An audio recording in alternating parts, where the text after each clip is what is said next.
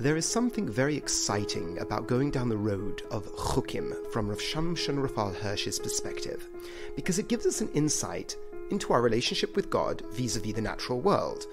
And the reason why this is, I think, exciting, especially in the modern context, is because it grounds a certain intuitive ethic, but also limits it. What I mean by that is, if you ask someone who is secular or a materialist why they feel it is incumbent upon me to take care of the environment, why should I not waste? Why should I not wantonly destroy for my own purposes? It would be difficult for that person to ground it. What I mean by that is, not that I don't think there is an internal moral compass that tells us we shouldn't waste and we shouldn't cause wanton destruction on things that either are ours or are not ours, but that intuition I ground in the divine, I ground in that which isn't physical. But if I only have the physical world around me, then I am part of the physical world. I am part of the natural world, in which case grounding responsibility, as our discussion this week will be, in the environment, my responsibility to the environment only comes about if I am apart from the environment. What compels me if I own something? Why should I not waste it? If I own something, why should I not destroy it? That grounding of responsibility is very difficult purely from a secular standpoint. It's not impossible. That's not my point. And it's not that it's not intuitive, but it is intuitive in a different way that mishpatim are. Mishpatim are intuitive because I am a human being. I should want the flourishing of other human beings. To want the flourishing of the environment is a bit of a difficult argument, only for what it does for me or people I'm close to. Now, a person might say, yeah, but what about the future? What about care for the future? Well, the future will be able to mitigate problems for the future. Why in the here and now should I limit my desire to live out my will on the environment? What moral principle are you grounding me on to say that no, you should suffer in the here and now, put yourself out of place, make things more difficult for you because of the environment? What is the why that underpins that demand? From a religious standpoint, it's because it's in a relationship with God like I am. God owns it.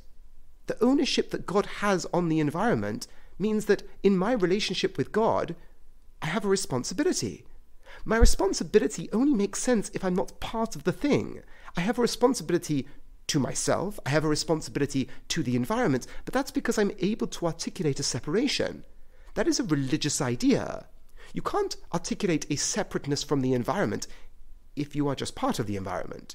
You can't articulate a responsibility to your physical body if you are the sum total of your physical body. Is this clear? It's articulating a grounding for an environmental ethic from a Jewish standpoint. It's the reason why I discussed last week in our introduction to chukim that it's grounded on a principle of justice. It's grounded on a principle of justice because it adds another premise into the mix. I have a responsibility to the creator of existence. Thereby I have a responsibility to his environment, that I can't waste it. I own it, but it isn't mine in the same sense that a person who doesn't have God as part of their framework thinks it's theirs. The items I have in my life aren't just there randomly. The items I have in my life are there because of a responsibility and a duty. They're there for a purpose. The context in which the Torah discusses the demand on me not to waste things is in the context of war. Yes, when you are fighting people, you are killing people, we're not supposed to think their property is more important than them. But even in such a context where you would think that all morality dies, the Torah tells us even in a situation like this, you have to have your conscious mind aware of your responsibility and your duty. It has to be at the forefront of your mind that you don't cut down a fruit tree. I know that sounds petty, like you're killing people. It's war. Right.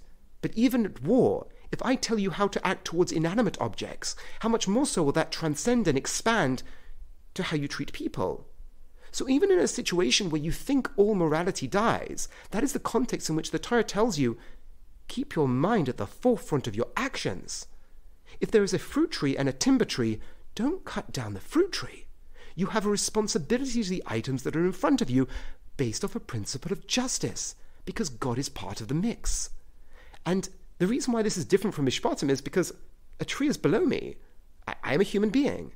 What responsibility do I have for a tree? You have a responsibility to your creator, and thereby you have a responsibility to the tree. So an environmental ethic, from a Jewish standpoint, tells you to use your items in front of you. Use them to the best of your ability, but don't waste them. Don't destroy them. Wantonly destroying things, Rav Hirsch points out, from the point of view of our sages, is akin to idolatry, because you're the type of person who lives out your more base instincts. You rage against an item and smash it. I heard about this room that people smash things. It's like giving into that deepest, darkest aspect of you and giving voice to it. No, you are supposed to control yourself.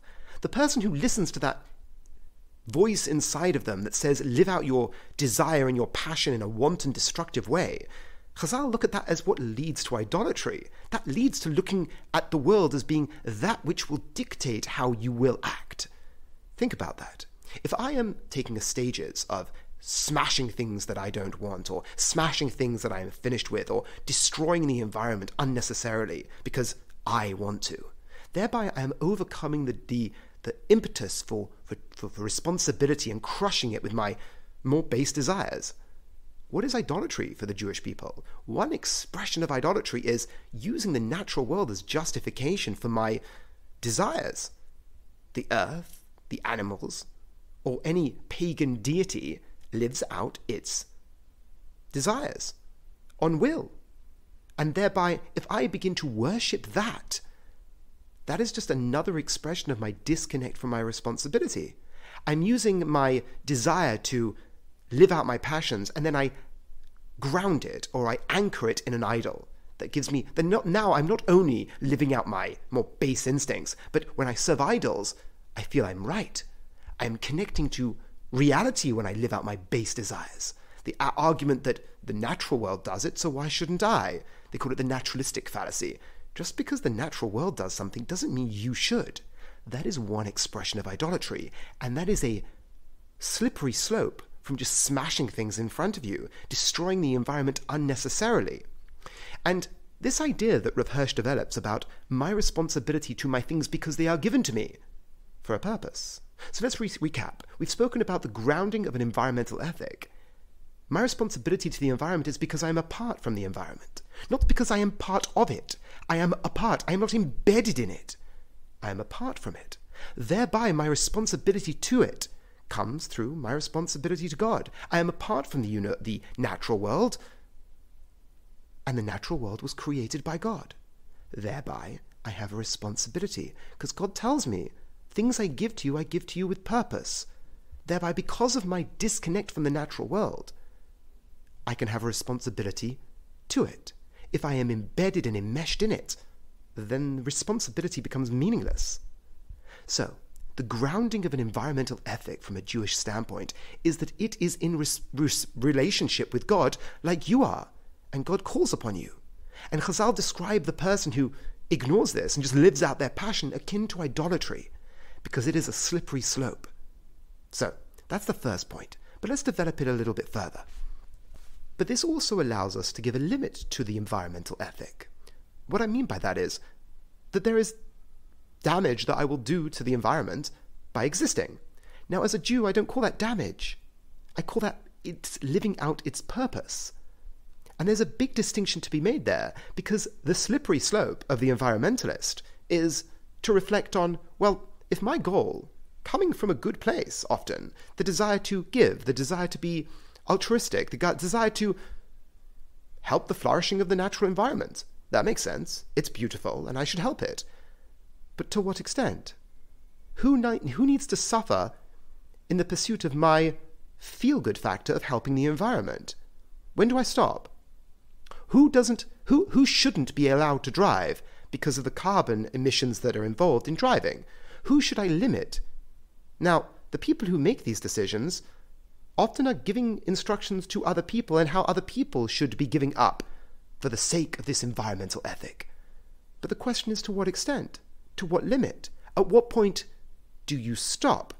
And the reason I'm bringing this up is by the same token that there is a lack of justification on a very deep level of why you should care for the environment beyond personal interest if you're coming from a purely secular standpoint.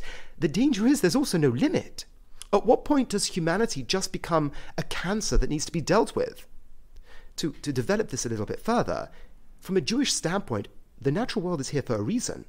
It is for my purposes to live out my responsibility in the world. It's part of the reason that the natural world is here. Not the entire reason necessarily, but part of it is to be used for noble means. Thereby I ask a question to the environmentalist. You lack a reason to be involved in the conversation. You lack a reason. Yes, you can tell me personally it means something to you. You can say, I feel intuitively that I should look after the environment, and I will agree with him of that intuition, but I will ground that intuition in something more fundamental. The same way you cannot ground it, you cannot limit it either. To what point do you stop? To what point do you say now the burning of emissions is a good? At what point do you look at the environment and say, yes, the environment is suffering right now, but I do believe it is for a more noble reason. If you don't have that limiting factor, then what point do you stop? At what point do you look at humanity as being, by definition, a problem in relationship to this goal of the environment for you? At what point does it become no longer a means to an ends, the environment? It becomes the ends in and of itself. At what point does humanity suffer because of this goal, this intuition? The same reason you have no reason to come into the conversation, you have no reason to leave it either. At what point is it enough? So, to ground our discussion, we spoke about the environment and a Jew's responsibility to the environment, to use it for its purposes because it is lent to you by God. You have a reason for having this, and you are supposed to live out that reason. Thereby, when you use items correctly and responsibly, that's good. But if you destroy wantonly, if you wastefully act towards the natural world, then you're treating something that God gave you and treating it with disdain because of your desire to live out a passion on it. And Chazal tell us, the rabbis explain that is the root that will lead a person to an idolatrous perspective. Because what starts with your passions, you look to the natural world to justify it. And that's the root of paganism, where you look at the natural world as a justification for your passions. So we don't waste. Which leads us to our second point.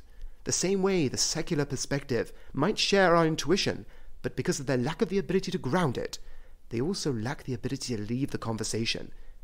And at what point does human suffering overcome the desire to look after the environment? Thereby, to end off, of course, we have a responsibility to the environment. But that responsibility, I believe, is grounded in the fact that I am apart from the environment. And at what point do I say no, the damage to the environment serves a higher purpose? It's because if it's being used correctly towards a higher goal, whichever that higher goal may be. But if you have no higher goal, and you just have the desire to protect the environment, at what point do you stop? Who suffers in the process? At what point is that suffering no longer justified? Simply speaking, what is your game plan and what is your end point? On that note, have a wonderful week and a wonderful upcoming Shabbos.